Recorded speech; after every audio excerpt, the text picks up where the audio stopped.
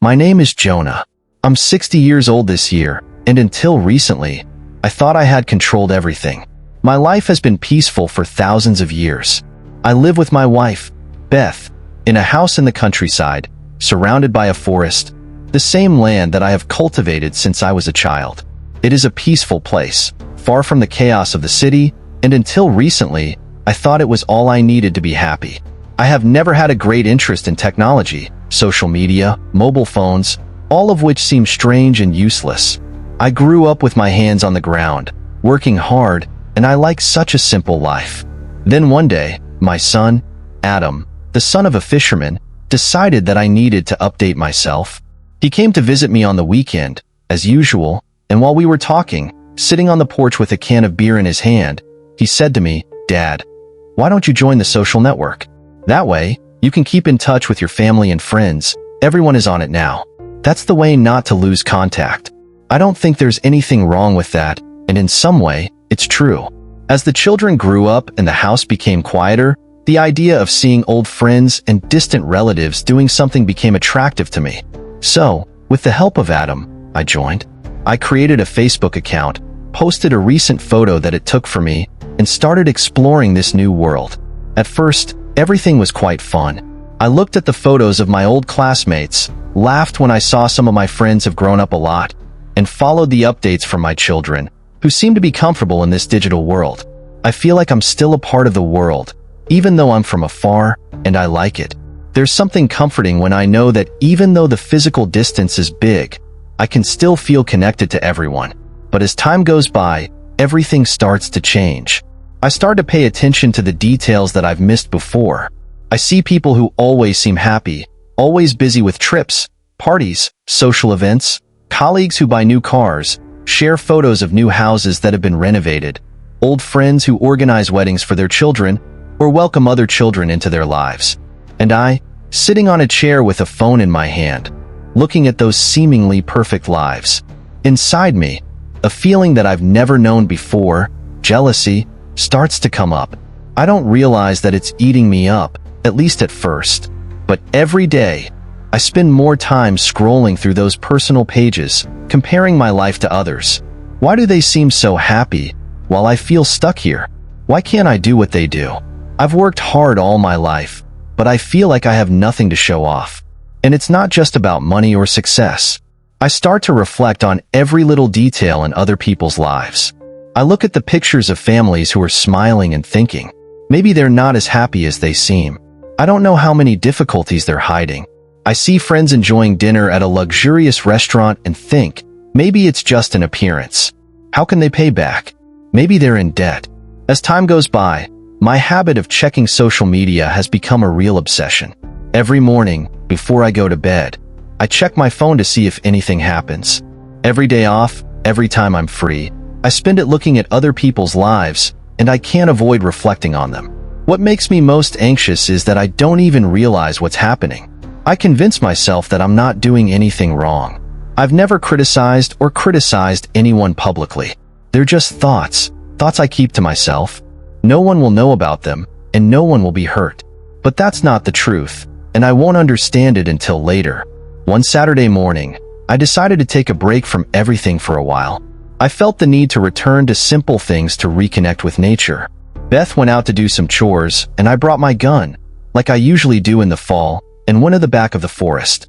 Shooting is always a way for me to find peace. The silence of the forest, the sound of the wind blowing through the trees, always makes my soul go away.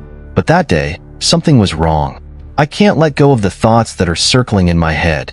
The night before, I spent hours looking at the posts of an old classmate.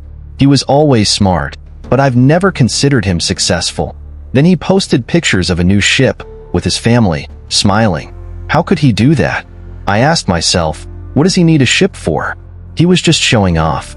I felt bitter, even though I didn't want to admit it. I was angry, but for no reason, and I couldn't let go of that feeling. As I walked along the slope in the forest, thinking, I didn't notice a wet stone under a leaf. I took a wrong step, and in a few seconds, I lost balance and fell into a mountain.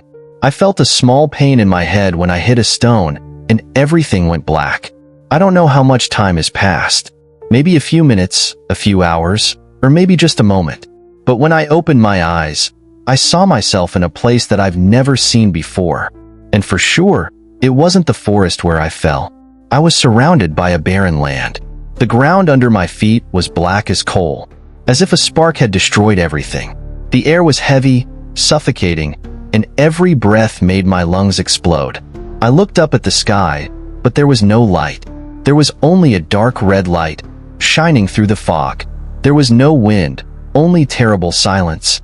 Sometimes, I was overwhelmed by the sounds of a knife stabbing my blood. I didn't know where I was, but a part of me understood right away. I was in hell. I slowly stood up. My body still hurt the most because of the accident, and I looked around. There were no trees, no animals. There was only a barren land, full of scratches. From there, flames and smoke rose. When I walked away, I saw shadows appearing from the darkness. They were not monsters or beasts, but humans. But they were no longer alive. Or rather, not like me. They were miserable souls. Their bodies were twisted by the pain. Their faces were bruised by the pain. They were screaming. Their cries were like being choked. They came from far away, and I couldn't reach them. I came closer, but I couldn't hear them clearly. Then something happened, and I was terrified. Among those miserable souls, I saw familiar faces. The men and women I saw in the church. Old friends, colleagues. Their mouths were moving, but there was no sound. I could understand. Some people raised their hands like they were praying, but the sky didn't answer. No one answered. They were lonely, trapped in the endless pain.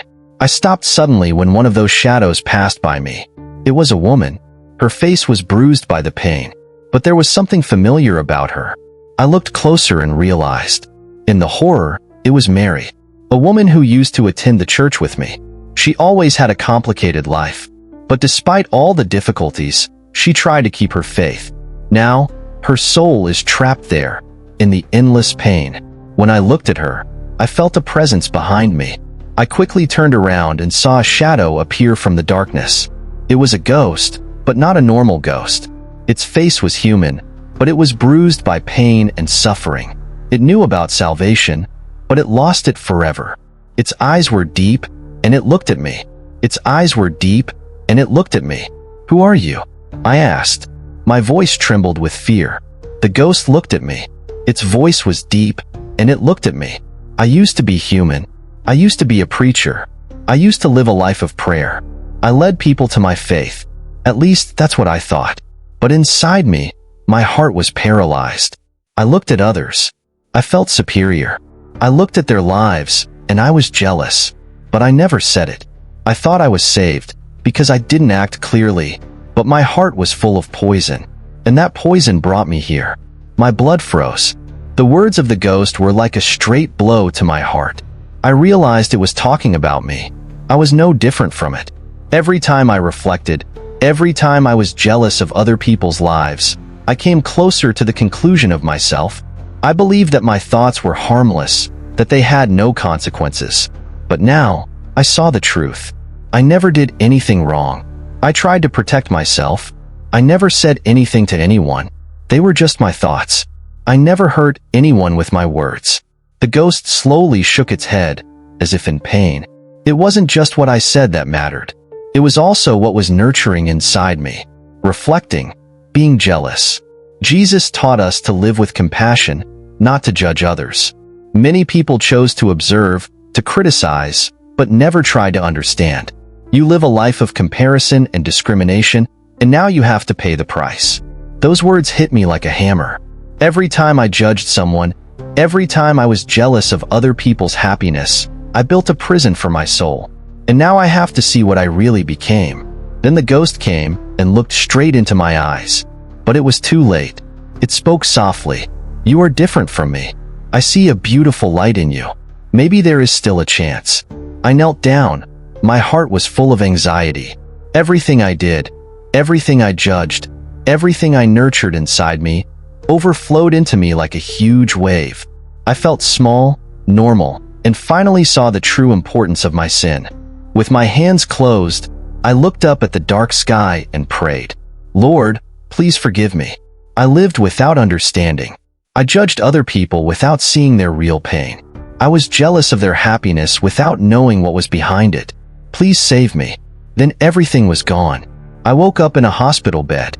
The light was on, and the sound of the machine around me filled the space. I tried to realize where I was, but my wife's voice, Beth, gradually brought me back to reality. Jonah, I'm awake. She spoke in a voice full of emotion.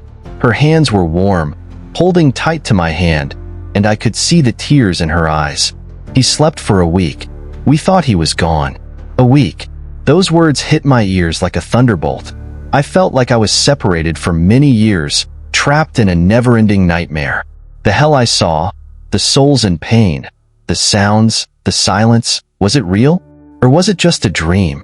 The pain, the realization of what I had done, was still alive, like a scar in my soul. I slowly turned to Beth. Her eyes were full of worry and love, making me feel safe, especially in that moment. But I knew I was no longer the man he used to be. Something inside me had changed forever. The next few days were a slow recovery. The doctors told me that I was lucky. The fall in the forest caused a serious injury and many fractures, but nothing could be healed over time. I would recover physically, but inside me, it was getting worse. Every night in the forest, memories of that journey back to me. I can't erase the faces of those I saw in hell. The familiar faces, choked with pain, and especially the devil, who talked to me in a strange way, between love and hate. His words were still echoing in my head. It was too late. Sincerity could still save you. At that moment, I understood what it meant. Saying that I didn't hurt anyone was not enough. Avoiding hurting others with words was not enough. The real sin was what I had left in my heart. The silent reproaches, jealous of others, and the belief that I deserved better. All of those things gradually made my soul look like a monstrous thing. After I left the hospital, I went home. My life outside seemed to have not changed, but I was no longer myself. There was a new awareness that always accompanied me, wherever I went. Every time I picked up the phone, I felt uncomfortable inside. I opened Facebook or Instagram and scrolled through the posts from people I knew became a habit. But now I look at everything from a different perspective. Every photo, every comment I read was a reminder of how I had fallen, of how I had let jealousy control my thoughts. One day, Beth saw me sitting on the porch holding my phone in my hand, pondering. Jonah, are you okay? She hesitated. I shook my head. You don't know. I replied. You've made a lot of mistakes, Beth. You've spent too much time looking at other people's lives, being jealous of them, judging them, without even realizing it. And now I feel like I can see everything as they really are, but it's not easy at all. I don't know how to get out of this. Beth sat down next to me and held my hand. I didn't do it alone. We all make mistakes, but I can change. You can stop looking outside and start looking inside. If there's one thing you've learned over the years, it's that we can always start over. Her words gave me a little relief, but I knew the change had to come from within. I couldn't keep living like this. That night, I decided to make an important decision. I turned on my phone, went to Facebook, and canceled my account activation. Then I did the same with Instagram and all other social media platforms that I used. It was just a small action, but it represented something much bigger. I needed to free myself from what had held me back. I needed to stop comparing myself to others and look at my life through a lens. In the days and weeks to come, I dedicated myself to something new. Every day, I prayed not only for myself, but also for the people I used to compare myself to. I prayed for their happiness, for their peace, for their success. I prayed that I could look at everything with new eyes, with compassion, not jealousy. And slowly, I started to change. Every time I felt like I was about to compare myself or be jealous, I would stop and reflect. I asked myself, why do I think like this? What needs to be healed in my heart? And in the process, I learned something valuable. Jealousy and jealousy do not come from other people's lives, but from the lack of acceptance of our own lives. It's not an easy or quick process. There were days when I still felt full of regret, days when the trauma of the past woke up again. But I kept fighting. I knew I couldn't go back to the way I was before. One day, I found myself in a forest where everything started. I walked along the path I had walked so many times, but this time, My mind was really calm. I felt the wind through the trees, I smelled the soil under my feet, and for the first time in a long time, I felt safe. I no longer thought about what others were doing. I no longer compared my life to others. I simply lived in that moment, and that was enough. My journey is not over, and I don't think it will ever end. But I learned one thing. The enemy is really not outside of us. It's not someone else's life. It's not someone else's success or happiness. The enemy is really inside. It's a silent voice that pushes us to reflect, to be jealous, to want what we don't have. And as long as we don't learn how to silence that voice, we will forever be our own prisoners. Every day now, I try to live with humility. Every prayer I make, I do it with all my heart. Please help me look at others, not as opponents, but as companions, people with difficulties, battles of their own, just like me.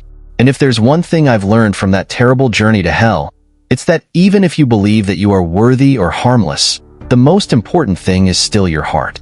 Only a heart full of love and compassion can truly be free. Thank you for listening to my story until the end. I sincerely hope you will spread the idea of Buddhism as much as possible. Please write comments and share this story with your friends and family. Your support is not only a great comfort to me, but it can also inspire others, reflect, and find the way to peace for themselves. I will be very grateful and bless you for your help and kindness. Together, we can create a community based on love, compassion, and understanding for each other. May God bless you. Thank you.